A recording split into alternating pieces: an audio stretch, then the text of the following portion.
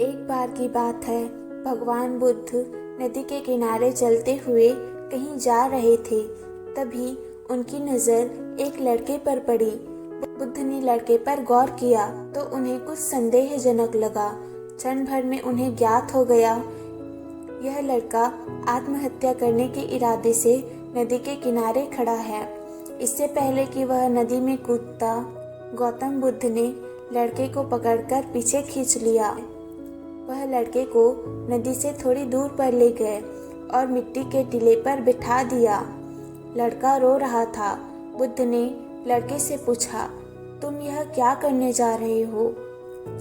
वह रोते हुए बीच बीच में रुक रुक कर बोलने लगा, मुझे जाने दीजिए, मैं बहुत परेशान हूँ। इस जीवन से मैं तंग आ गया हूँ। मैं मर जाऊँ, बस यही आखिरी इच्छा है। बुद्ध ने उसे समझाया, आत्महत्या करना महापाप है। लड़का बोला, आज नहीं तो कल मुझे भूख से मर ही जाना है। इससे अच्छा है मैं आज ही मर जाऊं।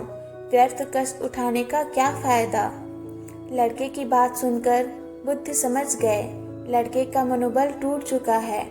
इसे अकेला छोड़ना ठीक नहीं है। अगर इसे अकेला छोड़ दिया तो निसंदेह यह अपने आप को मार देगा। इसलिए बुद्ध लड़के को अपने साथ आश्रम ले गए। आश्रम पहुंचकर उन्होंने अपने एक शिष्य से कहा, जाओ एक चूहा पकड़ कर लाओ। बुद्ध के आदेश पर कुछ देर बाद वह शिष्य हाथ में चूहेदानी लिए बुद्ध के सामने उपस्थित हुआ। चूहेदानी में एक समान आकार का एक चूहा था, जिसे चूहेदानी से निकालकर बुद्ध ने एक कपड़े की थैली में डाल दिया। फिर थैले का मुंह बांधकर उसे एक जगह पर टांग दिया। चूहा कुछ देर थैले के अंदर इधर उधर भागता रहा। जब वह उछल कूद करके खुद को बाहर नहीं निकाल पाया, तब उसने थैले को काटना शुरू कर दिया। इस बार उसे अपने मेहनत का फल मिलने लगा।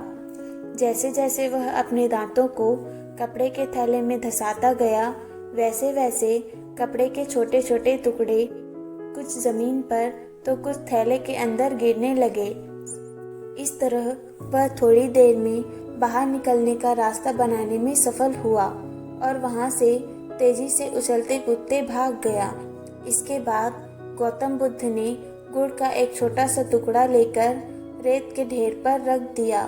गुड़ की महक से थोड़ी देर में वहां चींटियों का झुंड इकट्ठा हो गया। चींटियां रेत पर चढ़कर गुड़ तक पहुंचने की कोशिश करने लगी, लेकिन वह बड़ी मुश्किल से थोड़ी ऊपर चढ़ती और रेत के साथ फिसलकर नीचे आ गिरती। फिर वह खुद को संभालकर दोबारा गुड़ तक पहुंचने की कोशिश करने लगती। उनका गिरना संभलना काफी देर तक चलता रहा। इस गिरने संभलने के दौरान एक पल ऐसा भी आया जब वह आखिरकार गुड़ तक पहुंच ही गई। लड़का इस खेल को बड़ी हैरानी के साथ देख रहा था, क्योंकि वह समझ नहीं पा रहा था बुद्ध यह सब क्यों कर रहे हैं। इस खेल को रचने के पीछे उनका क्या मकसद है। इसलिए उसने अपनी हैरानी दूर करने के लिए बुद्ध से पूछा, आप यह सब क्या कर रहे हो? तब बुद्ध ने कहा, मैं तुम्हें जीवन का सारांश समझा रहा हूँ। जीवन एक संघर्ष है। इस बात का जीता जागता उदाहरण तुम खुद अपने आंखों से देख सकते हो। तुमने देखा कि कैसे एक चूहा पिंजरे में कैद तुम्हारे पास लाया गया, फिर उसे थैले में बांधकर टांग दिया गया। वह इधर उधर दौड़ा भागा, मगर उसे बाहर निकलने का कोई रास्ता नहीं मिला। वह भी सोच सकता था उसका जीवन अब यही खत्म होने वाला है, लेकिन उसने हार नहीं माना। वह बाहर निकलने के लिए मेहनत करता रहा और आखिरकार वह बाहर निकलने में सफल हुआ। दूसरी तरफ तुमने देखा चींटियां गुड़ तक पहुंचने के लिए कितना प्रयास कर रही थी, फिर भी वह पहुंच नहीं पा रही थी। वह बार बार चढ़ रही थी और बार बार गिर रही थी, फिर भी उनका मनोबल नहीं टूटा, जिससे अंत में वह गुड़ तक पहुंच ही गई। मनुष्य के जीवन में भी बहुत सी रुकावटें आती है। मनुष्य जीवन में भी बहुत सी मुश्किलों का सामना करना पड़ता है। बहुत बार असफलता का मुंह देखना पड़ता है, अगर सभी लोग हिम्मत हार कर बैठ जाए, आत्महत्या करके इस कीमती जीवन को नष्ट करने लग जाए, तो दुनिया का संचालन ही थम जाएगा। पुत्र, जीवन एक संघर्ष है, लेकिन सभी समस्याओं का समाधान भी है। अपने अंदर आत्महत्या के विचार नहीं, आत्मविश्वास पैदा करो, क्योंकि समस्याओं से निकलने के लिए आवश्यकता है तो सिर्फ न टूटने वाले साहस और सूझबूझ की। बुद्ध के इस उपदेश के बाद लड़के का मन बदल गया। उसने आत्महत्या जैसे पाप से दूर रहने की कसम खा ली।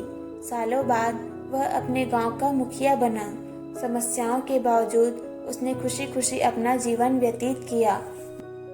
दोस्तों, इस कहानी से हमें यह सीख मिलती है कि जीवन एक संघर्ष है। यहाँ सिर्फ इंसान नहीं, बल्कि सभी जीव जंतु को कुछ पाने के लिए संघर्ष करना पड़ता है।